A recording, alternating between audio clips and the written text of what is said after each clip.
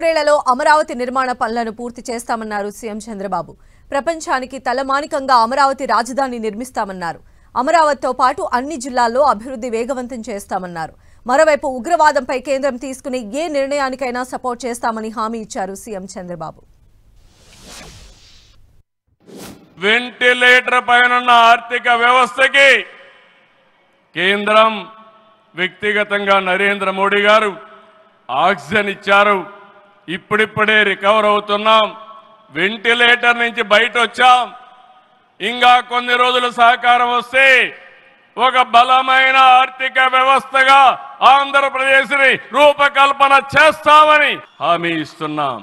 5 కోట్ల ప్రజలు నా రాజధాని అమరావతి అని చెప్పుకునే విధంగా నిర్మాణం చేస్తాం. ఇక్కడ ఉండే వాళ్ళందరూ చెప్పండి, నా రాజధాని, నా రాజధాని, నా రాజధాని. ఇలాంటి కార్యక్రమానికి మనం ముందుకు పోతున్నాం. ఆనరబుల్ ప్రైమ్ మినిస్టర్ ఈరోజు రీస్టార్ట్ చేశాడు. మళ్ళీ I'm requesting honourable prime minister, after 3 years he has to come for inauguration of new capital. We are confident of building within 3 years time. With your kind cooperation we will get it done. Inner ring road gaani, outer ring road well planned city ga, భవిష్యత్ నగరంగా ఆంధ్రప్రదేశ్ అమరావతి ఉంటుంది. Green field airport కడతాం. ప్రపంచంలో అన్ని నగరాలకు అనుసంధానం చేస్తాం. ఇక్కడ ఎడ్యుకేషన్ హబ్గా ఉంటుంది. కనీసం 5 లక్షల మంది పిల్లలు ఇక్కడ చదువుకునే పరిస్థితి వస్తుంది.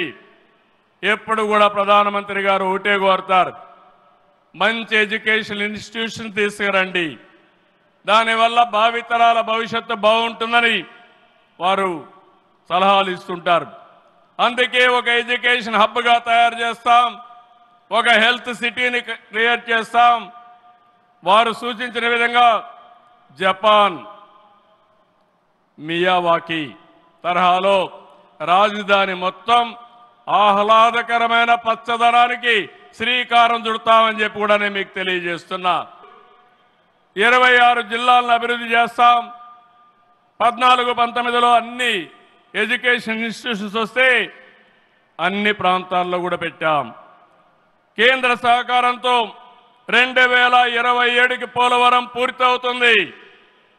ప్రధానమంత్రి గారు సూచనిచ్చే విధానం ప్రకారం రాష్ట్రంలో నదుల అనుసంధానం కూడా పూర్తి చేస్తాం.